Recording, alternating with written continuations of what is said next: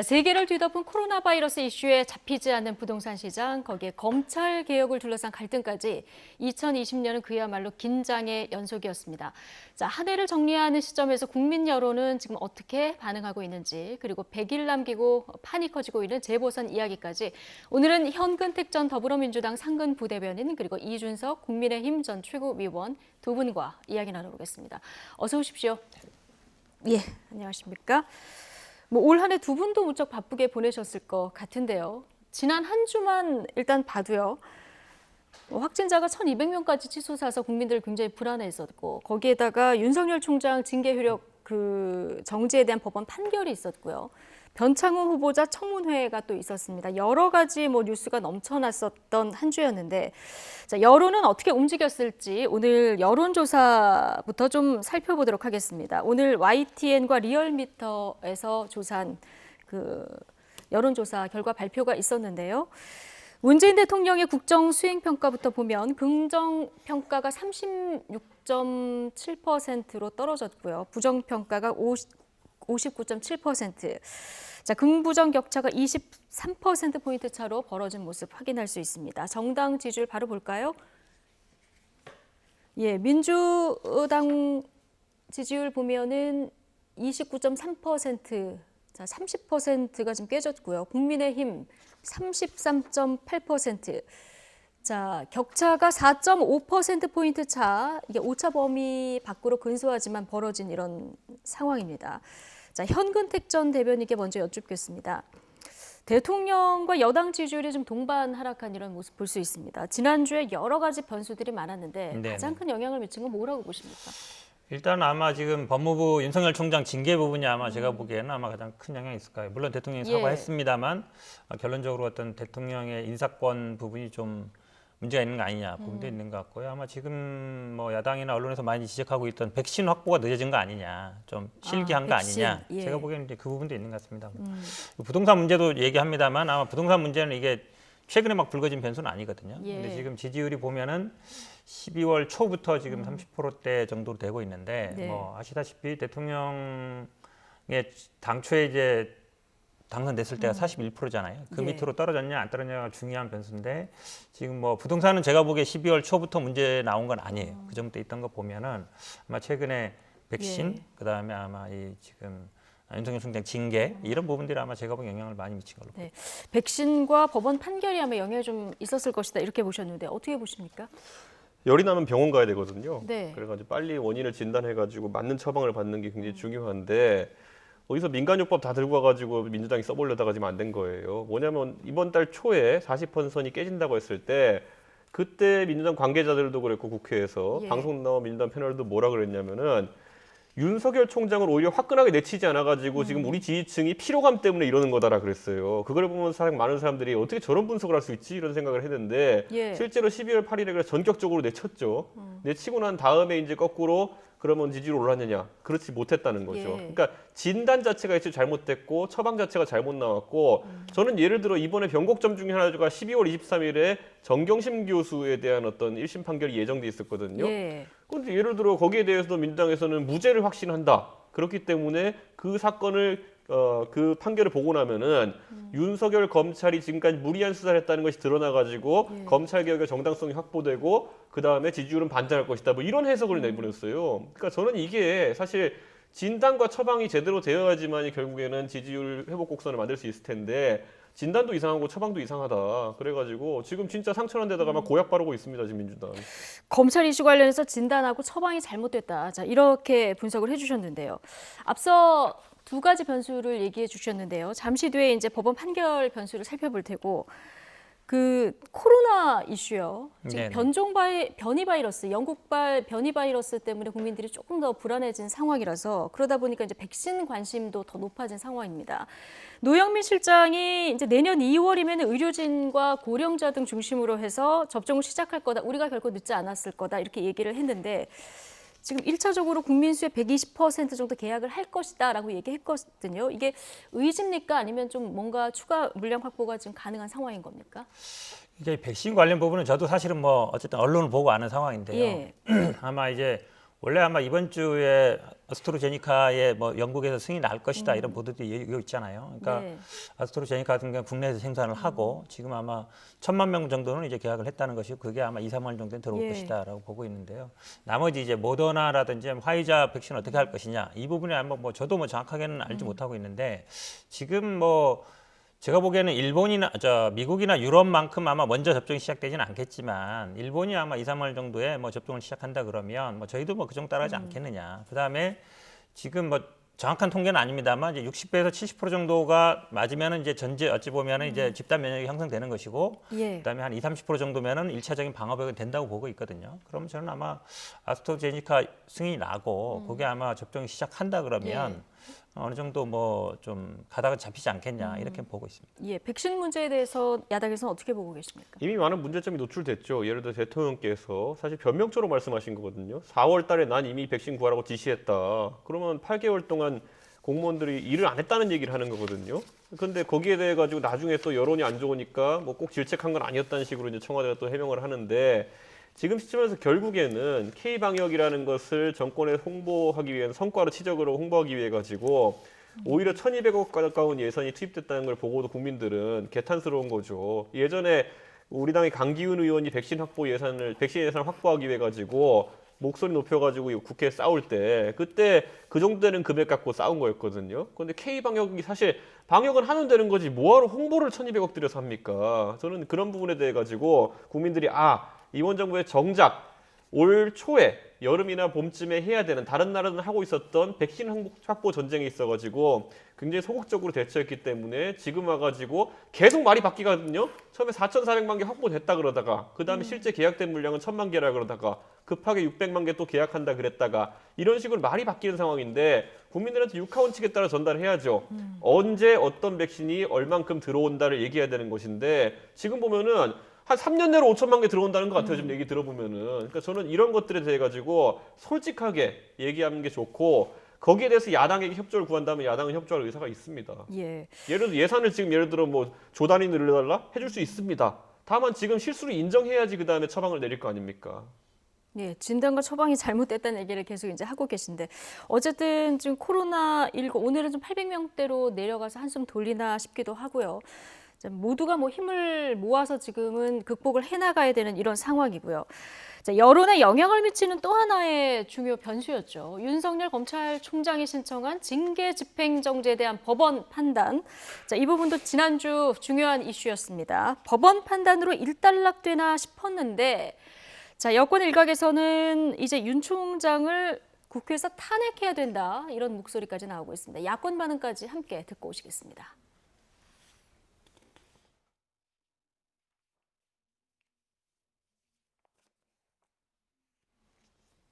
국회에서야 당연히 탄핵이 될 거라고 생각합니다. 그러나 헌재에서까지 통과될 것인가 이 부분에 대해서는 솔직히 자신이 없습니다. 그러나 아직은 시간이 있다고 봅니다.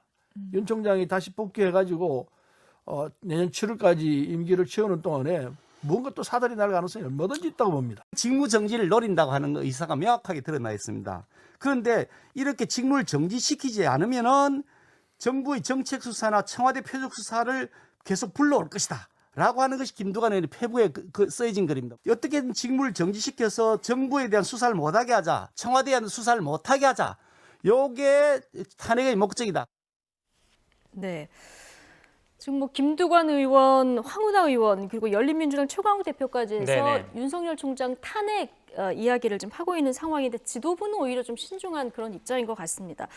아무래도 국회 통과 자체를 보면 그렇게 어려운 일은 아닐 것 같은데요. 헌재로 갔을 때까지 좀 생각하는 이런 반응이겠죠? 그런 것도 있지만요. 물론 예. 이제 국회는 3분의 1 이상 발의고 과반 찬성이기 때문에 뭐 수출은 될 걸로 보고요.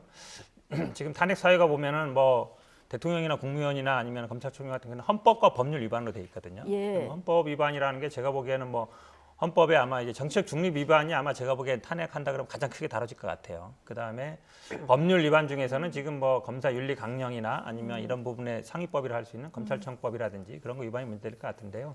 저는 뭐 사실은 탄핵하고 우리가 징계 절차나 형사 절차는 별개입니다. 지난번에 예. 박근혜 전 대통령 탄핵할 때도 보면 형사 절차는 절차대로 진행되고 탄핵은 탄핵대로 됐거든요. 그러니까 뭐 헌재에서는 저는 뭐 다툴 수는 있다고 봐요. 이게 반드시 기각된다 보지는 않는데 징계 절차를 판단하는 것과 탄핵의 별개죠. 사유를 판단하는 그 사유 자체가 다르다. 그렇죠. 형사 절차하고 별개입니다. 그러니까 예. 약간 탄핵 절차라는 건 어느 정치적인 의미가 있어요. 예. 그러니까 지금 아마 지난번에 그 직무 집행정지 서울행정법원에서도 뭐 정치적 중립 문제 안 된다고 했는데 그건 좀 예. 판사가 좀 오판했다 보고요. 그러니까 그런 부분이 아마 다투질 걸로 보이는데 근데 저는 이게 뭐 헌재에서 기각될 거냐 여부보다 지금 시점에 이게 과연 맞느냐 이제 정무적인 판단에서 저도 좀 부정적이에요. 그러니까 부정적이다. 법적인 예. 절차는 저는 뭐 가능하다고 보는데 왜냐하면 결국 그렇게 되면 이게 징계 절차 완전히 끝난 건 아니거든요. 법원에 예. 가 있습니다. 지금 가 있어 다투고 있는데 동일한 사유를 가지고 예를 들어서 새로운 사유가 나온다. 본인이 예를 들어 지금은 뭐 발언 안 하고 있습니다만 어떤 정치적인 언행이 나오거나 아니면 예. 다시 또 뭐 수사에 관여하거나 이런 게 나온다 그러면 예. 다른 방법으로 뭐 탄핵을 추진하는 건 모르겠지만 동일한 사유를 가지고 징계를 추진했었는데 그걸 가지고 다시 또 탄핵을 한다. 제가 보기에는 그거는 좀 국민들이 보기에 적절하게 예. 보이지 않을까. 저는 다른 사안이 나오지 않는 한 이 이슈를 더 끌고 가는 것은 조금 부담스러워 정치적으로 보인다. 보기에는 예. 좀 국민들이 보기 부정적일 것 같아요. 법률적으로 예. 저는 뭐 충분히 가능성은 있다고 예. 보고 있습니다. 저는 예, 만약에 말씀하시죠. 민주당이 정치적 중립성을 이유로 탄핵을 진짜 추진한다고 하냐면요, 그거는 자기 부정이고요, 정치적 웃음거리가 됩니다. 왜냐하면은 과거에 2004년에 열린우리당 시절에 그 당시에 노무현 대통령이 탄핵 소추되었을 때 그때 탄핵을 했던 이유가 뭐냐면요, 대통령은 당적도 있습니다. 그런데 공무원의 신분으로서 열린우리당이 총선에서 압승했으면 좋겠다. 그리고 그것이 되는 데 있어서 내가 할 수 있는 건 하고 싶다라는 식의 발언을 한 걸 가지고 탄핵에 들어간 거거든요. 네. 그랬다가 완전히 이제 거기에 대해서 열린우리당이 그 당시에 항변하던 것이 어떻게 이게 탄핵의 사유가 될 만큼의 중한 어떤 발언이라 볼 수 있겠냐였거든요. 지금 윤석열 총장은 국가를 위해 봉사할 길을 찾아보겠다거든요. 이걸 가지고 그러면은 노무현 대통령에 빗댔을 때 훨씬 소극적인 발언이거든요. 그럼 그때 노무현 대통령 탄핵에 대해서 그들이 했던 말은 뭐가 됩니까? 그렇기 때문에 자기 부정이고 웃음거리가 될 일이기 때문에 시작도 안 하는 게 좋습니다. 예. 제가 반박을 또- 안 할 수가 없는데요. 네. 그러니까 그때 당시에도 정치적 중립 의무가 문제됐어요. 근데 지금 아마 이번에 법원 판결도 보면 그러니까 국회에서 언행만 문제 삼고 있거든요. 네. 근데 지금 아마 우리 여론조사도 좀 이따 나오겠지만 예. 계속 야권의 대권 주자로 나오고 있거든요. 이거에 대해서 본인이 분명하게 선을 그어야 되죠. 선을 안 긋고 있거든요. 네. 어쨌든 그 부분에 대해서는 정치적으로 판단했을 때는 많은 국민들이 이미 야권의 대선 주자로 인식하고 있고 모든 여론조사에 그냥 다 넣고 있거든요. 이 상황은 제가 보기에 검찰총장의 정치적인 중립에 분명히 반하는 것이죠. 이런 상황을 검찰총장이 선을 더 그어야 되는 거니까 여론조사에서 이런 아니, 문제가 본인도 일단 선을 그어야 되죠. 겁니까? 하지 말고 예. 일단 제가 보기에는 수차례라도 얘기를 해야 되는 것이고 한 번 더 얘기해야 된다. 아니죠. 여론조사 할 할 때마다 때까지? 계속 얘기해야 되죠. 할 왜냐하면 이게 때마다. 나의 검찰총장의 직무를 이행하는 데 있어서 오해를 받을 소지가 있다라고 네. 얘기해야 되는 것이죠. 얘기를 예. 안 하고 있는 것이죠. 그러니까 제가 보기에는 그런 게 더 중요하다. 그러니까 국회에서 단순히 내가 뭐 국민을 위해 봉사하겠다. 그것만 가지고 얘기하는 게 아니죠. 예. 그 이후에 계속 나오는 상황이 지금 모든 언론이라든지 모든 정치 평론하는 분들이든 네. 다 야권 대선 주자로 예. 바라보고 여론조사에 넣고 있잖아요. 네. 이게 과연 정상적이냐. 제가 봤을 때 그거는 당연히 끊어줄 필요가 있다. 그 책임은 저는 윤석열 총장이 가장 크다고 봅니다. 저 앞으로 그럼 정치적으로 참 유망한 상대방을 죽이기 위해서는 계속 여론조사하면 되겠네요. 그걸 본인이 여론조사 좀 거부한다 얘기 하더라도 나왔으니까 계속 돌리면 그래픽을 될거 좀 아닙니까, 보여주시죠. 그러면. 예.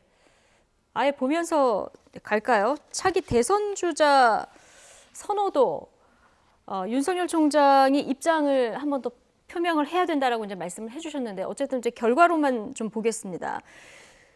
오마이뉴스 여론조사인데요. 차기 대선 주자 선호도 지지율 조사를 해봤더니 윤석열 총장 지지율이 지난주 이 법원 판결 이후 많이 올라갔습니다. 오차 범위 밖으로 앞서면서 지금 단독 선두로 나선 이런 결과거든요. 어떻게 보십니까? 지금 이번 결과적으로 보면 여당이 몸집을 키워줬다고 봐야 됩니까? 저는 뭐 윤석열 총장이 아까 정치적으로 스스로 예. 빛을 발하기 위해 가지고 스스로 빛을 낸 적은 없습니다. 하지만 민주당에서 엄청난 강력 빔을 쏟아 보니까 달처럼 이제 계속 반사해 가지고 이제 자꾸 이런 지지율이 나오는 이런 상황인데 저는 민주당이 불 끄면 됩니다. 그러면은 반사할 빛이 없습니다. 그런데 뭐 아직까지도 뭐가 여운이 남아 가지고 탄핵을 하겠다는 이런 예. 얘기 하는 것 자체가 아직까지도 미련이 남아 가지고 진짜 윤석열 총장을 한번 예. 30-40%대로 등극시키려고 하는 게 아니냐 예. 이런 생각이 들 정도입니다. 민주당에서 아니 평소에는 자제 발언 많이 하잖아요. 무슨 말 하면은 이낙연 대표가 그런 말씀 하지 마십시오 이렇게 얘기하고 이러는데 지금 탄핵 발언이라든지 이런 거에 대해서는 소극적으로 제지를 안 하고 있습니다 지금. 예. 자, 조금 더 명확하게 여론조사에서 빼달라 얘기를 더 해야 된다고 얘기를 하셨습니다. 이 부분은 어떻게 보십니까? 뭐 빼달라고 얘기한 적도 있고요. 근데 그걸 예. 반복적으로 얘기해야 되는지는 전 잘 모르겠고, 그리고 저희가 이제 아까 대통령도 사실상 정당까지 가입할 수 있는 사람인데도 불구하고 선거 중립에 위배될 만한 행동을 하면 안 된다 해서 그때 네. 탄핵 소추하겠다 그랬던 건데, 저는 예를 들어 추미애 장관 같은 분도 물론 당적을 가질 수도 있고 그러지만은 그분 같은 경우에는 법무부 장관인데, 우리가 지금까지 올해 본 거는 법무부 장관이 검찰총장보다 센 사람이에요. 왜냐하면 마음대로 감찰하고 징계하고 괴롭힐 수 있으니까, 수사 지휘하고. 그러면은 그 더 센 사람도 정치적으로 중립을 지키기 위해 노력해야 되는 거거든요. 근데 그 사람 같은 경우에는 매번 가가지고 뭐 노무현 대통령 사진 올리고 자기 뭐 시 인용해가지고 올리고, 이번에도 보니까 뭐 또 하나 올렸던데 SNS로 자기 정치 다 하고 있잖아요. 그러니까 저는 그런 어떤 모호한 잣들에 계속 들이댈 게 아니라 추미애 장관도 여론조사 빼달라고 하세요. 그럼 매일매일. 예, 다른 지금 뭐 정치인 출신 장관들 정무직으로 가신 분들도 같이 그러면 여론조사에서 빼달라고 얘기를 해야 된다는 의견이 있는데요. 뭐 제가 보기에는요, 그걸 직접 연결할 건 아닌가 합니다. 예. 정무직은 언제라도 나올 수 있는 거예요. 지금 윤석열 총장이 계속 주장하는 거는 나는 임기가 보장된 총장인데 왜 중간에 사퇴하게 하느냐 이거거든요. 예. 결국 임기 보장이에요. 임기 보장의 가장 목적은 정치적 중립성을 지키고 예. 그거에 대해서 어쨌든 정치권과 좀 거리를 두라는 얘기입니다. 정무직하고는 다르죠. 정무직은 정치 활동을 하고 문제가 되면은 당연히 해임할 수 있는 겁니다. 동일 선상에서 볼 수는 그렇죠. 없다. 별로 없는 얘기고요. 그 다음에 저는 아마 이거에 대해서는 이번에 법원의 그 직무집행 정지에 대한 판결 판사도 좀 책임이 있다고 봅니다. 왜냐하면 확실히 끊어줘야 되거든요. 그러니까 판사 사법부 역할이라는 거는 이렇게 여야가 첨예하게 다투고 지금 얘기처럼 왜 그러면은 장관들도 그렇게 하냐 이렇게 얘기할 때 사실은 그 부분에 대해서 어느 정도 제어를 해줘야 되는데 네. 이번 판사의 판결문을 보면 지금 얘기랑 똑같아요. 국회에서 뭐 국민을 위해서 봉사하겠다는 게 왜 정치적 중립 위반이냐, 문제 안 된다고 한 거거든요. 근데 일반적으로 국민들의 인식이나 아니면 뭐 언론에서 보는 것들은 그게 네. 아니거든요. 그 후로 네. 계속 어찌 보든 야권의 대표는 예. 후보로 언급되고 있고, 지금 예를 들어서 지금 야당에서 뭐 나중에 뭐 우리가 후보로 되올 수 있다 그러면 아니 나는 그 생각 없다라고 얘기하면 되잖아요. 그런 얘기 안 하거든요. 예. 그러니까 그런 부분에 대해서 문제를 제기하는 거기 때문에 저는 이번에 법원 판결도 굉장히 그 부분에 아쉬움이 있어요. 아니, 법원의 정치하기 판결에 네. 잠시만요. 책임이 있다 얘기를 해주셨는데 뭔가 이제 법원 판결에 불만이 있는 거하고 이 법관의 탄핵 문제를 얘기하는 거는 좀 별개 문제인 것 같은데요. 제가 법관 탄핵 얘기는 안 했습니다. 아니요. 법관 탄핵 황근택 대변인이 했다는 네네. 게 아니라 여권 일각에서 이런 얘기도 지금 나오고 있는 상황이라서요. 그러니까 법관 탄핵 문제까지 지금 얘기할 건 아닌 것 같고요. 예. 왜냐하면 이게 사법농단이 됐을 때는 이제 법관 탄핵을 했어야 된다 문제가 있는데 네. 이 사법부 내에 어떤 문제가 나온 건 아니기 때문에 제가 보기에 뭐 법관 탄핵을 지금 얘기할 하는 것이 단계는 아닌 적절치 것 않다. 같습니다. 예. 저는 기본적으로 이 윤석열 총장에 대해 가지고 계속 이제 정치하지 말라라고 하는 것에 대해 가지고 저는 이 정도의 발언, 국민을 위해 봉사하겠다라는 발언, 이 정도까지 용납하지 못한다 그러면은, 자, 예전에 보면요, 뭐 노무현 정부 때 민정수석 지냈던 현 대통령 같은 경우에는 그 뒤로도 정치 참여에 대한 무수한 제한이 있었어요. 근데 그때마다 본인은 정치에 맞지 않는다고 했는데 결국 하나의 인생에서의 계기가 그분을 정치로 이끌게 되고 대통령을 만들게 됩니다. 그게 노무현 대통령의 비극적인 서거였거든요. 사람은 네. 언제든지 경로상 바뀔 수가 있어요. 김대중 대통령께서도 정치 안 한다 그랬다고 했고요. 이걸 왜 개인에게 자꾸 강요해가지고 답을 하라고 하는 것입니까? 지금 대통령께서 정치 안 한다 그랬다가 정치하신 분인데, 그럼 윤석열 총장이 거기다 대고 정치 안 한다 그랬으면 가만히 놔뒀을 겁니까? 저는 뭐 아무 의미 없는 논쟁을 지금 민주당이 만들어가지고 탄핵하려고 지금 한다는 것 자체가 진짜 미워하는구나, 이 정도 인식밖에 국민들한테 안 심어줘요. 노무현 대통령이나 문재인 대통령이 정치인이었고요. 국회의원도 했고 네. 사실 검찰총장이 아니요, 야권 문재인 대표는 대통령은 이제 들어보세요. 그 당시 물론 정치인이 아니었지만 민정수석 하신 다음에 안 한다고 했습니다. 검찰총장은 어쨌든 정책 중립 의무가 있죠. 이런 그러니까 현직 공무원의 검찰총장이 야권 대권 후보로 거론되고 여론조사에 들어가는 것 자체가 그럼 앞으로 검찰총의 모든 행동은 정치적으로 비칠 수밖에 없는 거예요. 어떤 수사를 하든지 간에. 그러지 말라고 임기 보장하는 거거든요. 예. 그렇다 그러면 본인이 당연히 언행 어쨌든 본인으로 인해서 나오는 이런 언론의 구도라든지 아니면 예. 뭐 야권에서 지금 대권 후보로 치고 있다든지 이런 부분에 대해서는 언급을 해야죠. 거기에 대해 예. 침묵하는 것 자체는 책임이 있는 겁니다. 책임 예. 없다 그러면 당연히 제가 보기 국민들이 그걸 정치인이라고 인식 안 하는 건데 지금 그렇지 않잖아요. 네. 정치적 중립을 위반하는 이 부분을 굉장히 엄하게 이제 황근택 변호사께서 보고 계신데, 어쨌든 여권에서 지금 윤석열 총장 탄핵 이야기가 나오는 것에 대해서 야권에서 이런 시각도 좀 있는 것 같습니다. 탄핵을 국회에서 추진하게 되면은 헌재에서 판결을 해야 되잖아요. 그때까지 직무가 정지되니까. 국회에 소추되면 정지되죠. 그렇죠. 그렇게 되면은 직무 정지를 통해서 이제 현 정권을 향한 수사를 막자 그런 의도 아니겠느냐? 야권에서 이런 시각도 있어요. 어떻게 보십니까? 그러니까 물론 이제 법은 그렇게 돼 있습니다. 그러니까 예. 아마 국회에서 통과가 되면 이제 집행이 정지되는데요. 이게 근데 헌재 결정이 뭐 그렇게 또 몇 개월 만에 나올 것이냐? 그렇지 않다고 보거든요. 예. 그러면 이 집행 정지를 말씀하신 것처럼 이제 법원의 집행 정지가 안 됐으니까 탄핵 소추를 통해서 집행 정지하는 거 아니냐 이렇게 보일 수 있어서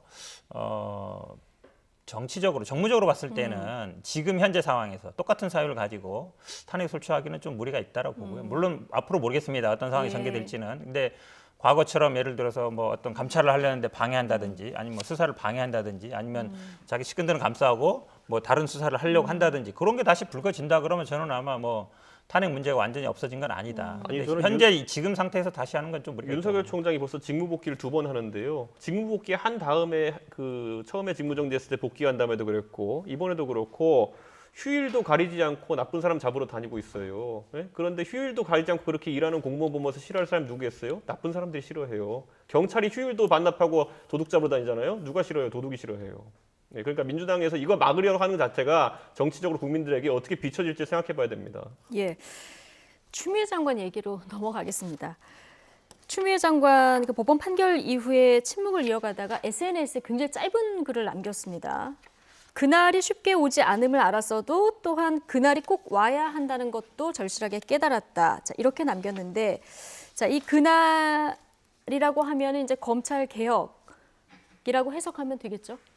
뭐 그렇게 볼 것 같습니다. 예. 왜냐하면 어쨌든 추미애 장관이 장관을 하면서 일성으로 했던 것도 예. 검찰 개혁의 부분이고요. 그러니까 공수처, 그다음에 검경 수사권 조정 뭐 이런 부분을 포괄하는 것이겠죠. 근데 예.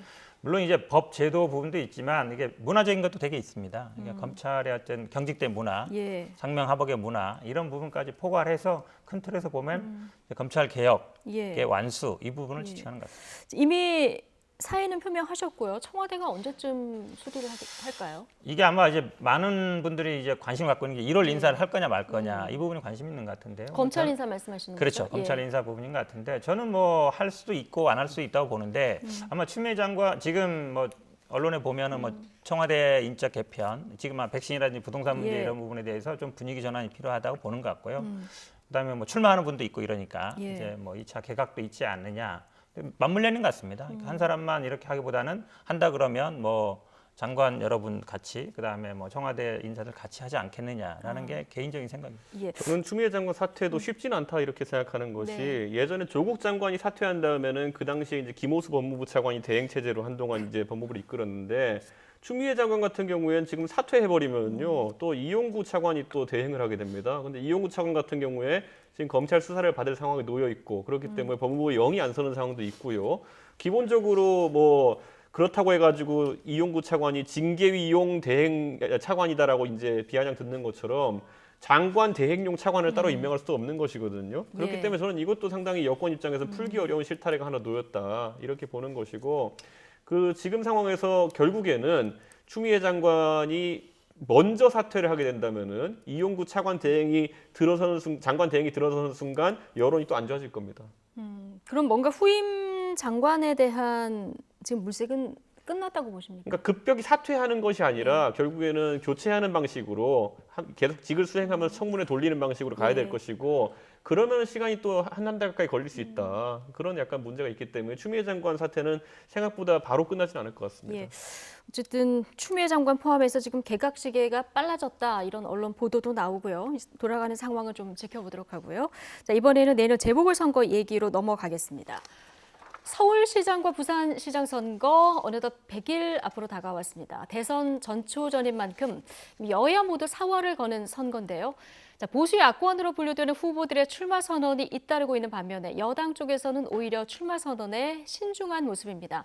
이런 가운데 열린민주당 김진애 의원이 던진 출사표가 어떤 변수가 될지도 관심인데 관련 영상 먼저 보고 오시겠습니다.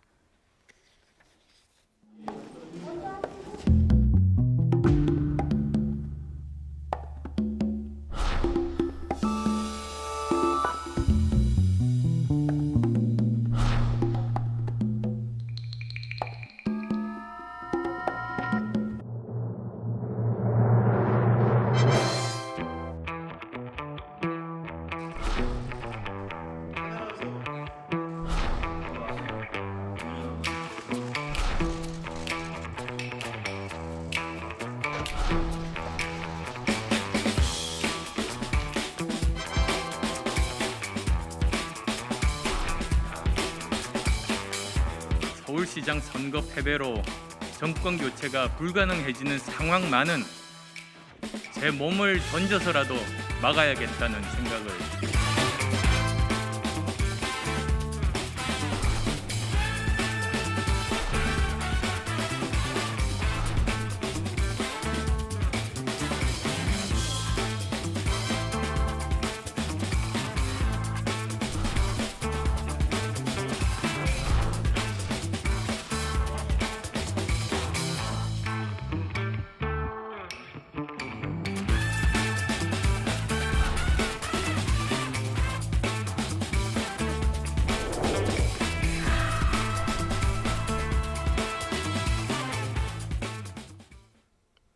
네, 재보궐선거 올 한 해 이슈가 많아서 그런지 시간이 금방 갔고 이제 100일밖에 안 남은 이런 상황인데요. 자, 서울시장 얘기부터 좀 해보겠습니다. 지금 안철수 국민의당 대표, 금태섭 전 의원 출마 선언을 하면서 지금 좀 판이 커진 이런 모습입니다. 국민의힘 의원들 중에서도 이제 출사표 던지시는 분들이 앞으로 더 많아질 테고요. 이렇게 되면은 지금 금태섭 의원 전 의원이라든가 안철수 대표 같은 경우는 이제 범야권으로 지금 분류가 됐기 때문에 어떻게 단일화를 해갈지, 경선을 어떻게 할지 이 룰 조정하는 게 관건일 것 같은데요.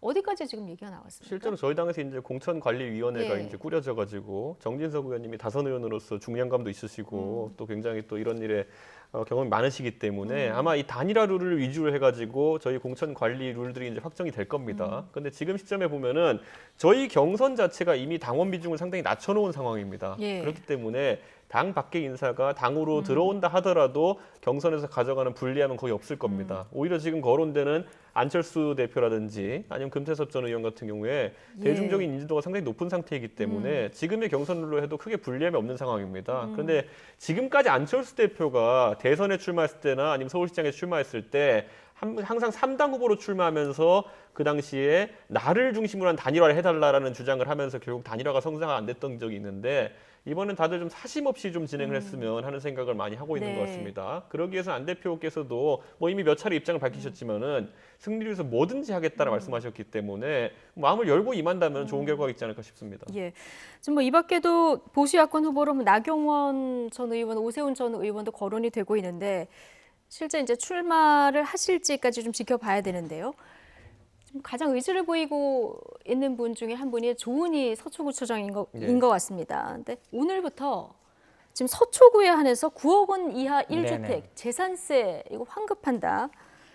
구가 받을 수 있는 게 서울시랑 나눠서 50% 정도 그 절반을 이제 돌려주겠다 이런 얘기인데 자 이게 선거용 행보냐 아니냐 얘기가 많습니다. 어떻게 보십니까? 약간 의심을 받을 수밖에 예. 없죠. 물론 뭐 아마 서울시에서 조례 무효 소송을 하고 집행정지를 하면 나중에 이게 뒤집어지면 나중에 이제 반환을 해야 되거든요. 이게 어떻게 되는 건지 좀 설명을 좀 해주시죠. 일단 조례 재정권 일단 재산세는 지방세입니다. 예. 그러니까 지방세이기 때문에 지방에서 관리할 수 있고요. 그러니까 종부세 같은 경우는 국세니까 이제 관할이 바뀌죠. 그렇죠. 그다음에 조례로 이거를 그 비율을 정할 수 있는데요. 조례 재정권은 구의회 있지 않습니까? 예. 그럼 조례를 만들 수 있습니다. 그럼 조례가 만약에 이미 조례 공포를 했죠, 그래서. 그렇죠. 예. 근데 예. 그게 문제가 되면 상위 지자체, 서울시 또는 이제 행정안전부 장관이 그때 제의 요구를 하거나 아니면 네. 법원에 무효 청구를 할 수 있어요. 예. 지금 아마 그래서 이제 집행정지 신청 같이 한 것 같은데 그게 결정이 안 난 거죠. 그러니까 그렇군요. 현재 상태에서는 일단 그 조례는 유효하다. 그러니까 조례는 이제 유효하다. 그렇죠. 유효하기 때문에 환급은 할 수 의무가 있는. 발생했기 때문에 좀 돌려줘야 된다.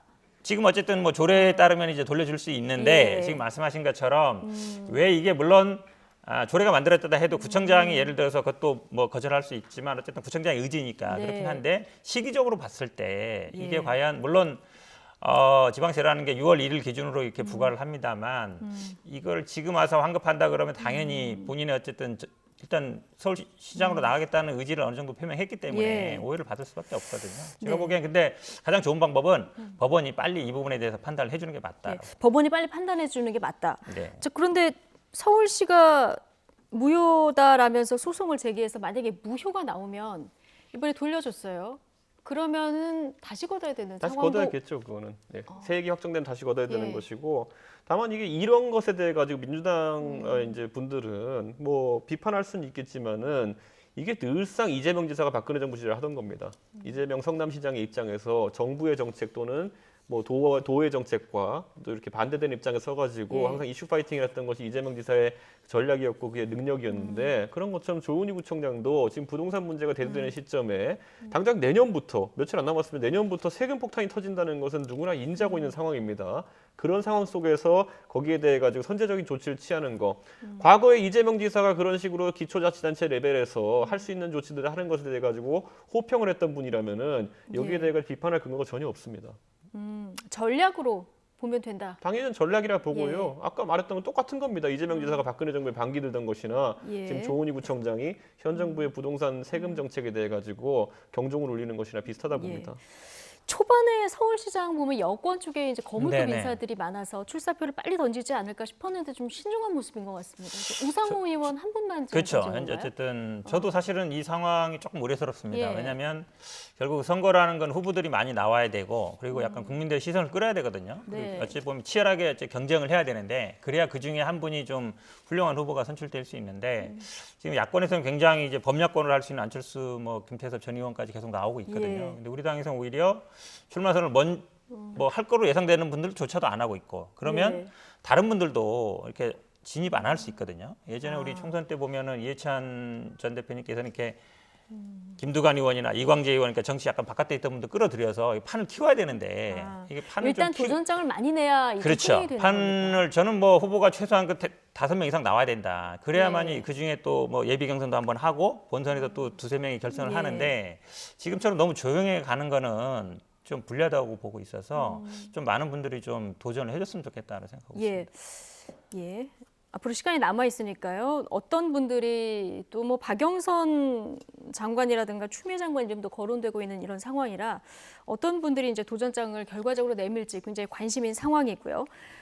자, 이런 가운데 도시계획 전문가죠. 열린민주당의 김진애 의원이 내년 서울시장 재보궐에 출사표를 던졌습니다.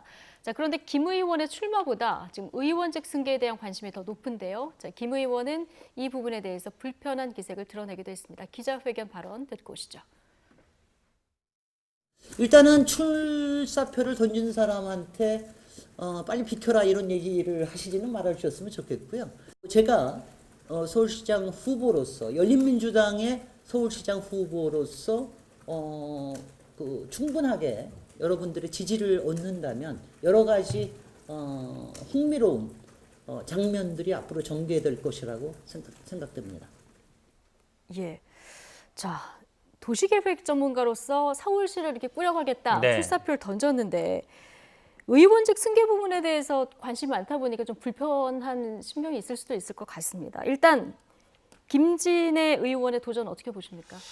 당연히 불편하죠. 왜냐하면 서울시장 여당 나가면 뭐 입장에서? 왜 나갔냐 아니면 어떻게 할 거냐 네. 이걸 물어봐야 되는데 본인이 일단 여성이고 그 다음에 이번에 아마 선거가 뭐 성대결은 아닙니다만 이런 문제도 있을 것 같고 이제 부동산 문제에 대해서 자기가 어느 정도 생각이 있다라고 하면 그걸 물어봐야 되는데 이제 사퇴를 하게 되면 이제 나중에 이제 김의겸 전 대변인이 이제 승계하는 게 아니냐 이걸 물어보는 건데요. 제가 봐도 뭐 기자들이나 언론의 관심이 이제 끝까지 가겠느냐 중간에 예. 결국은 뭐 단일화를 하지 않겠느냐. 그러니까 최종 후보가 됐을 때 이제 사퇴하는 거거든요. 네. 그렇기 때문에 이제 그 부분은 관심은 갖는 것 같은데 예. 저는 뭐 아까 말씀드린 것처럼 그러니까 범야에서도 보면 굉장히 도전자들이 많잖아요. 저는 뭐 범여권에서도 도전자들이 많이 나왔으면 좋겠다. 그러니까 선언하는 사람들이 저는 뭐 김진애 당 아니든 당 바뀌든. 그렇죠. 예. 왜냐하면 예. 지금 어쨌든 지금 여성이라는 부분, 그다음에 도시계획 전문가라는 부분, 그다음에 현역 의원이고요. 이렇다 본다 그러면 저는 뭐 도전의 의미 있다. 그리고 더 많은 분들이 도전을 해줬으면 좋겠다라고 생각합니다. 예.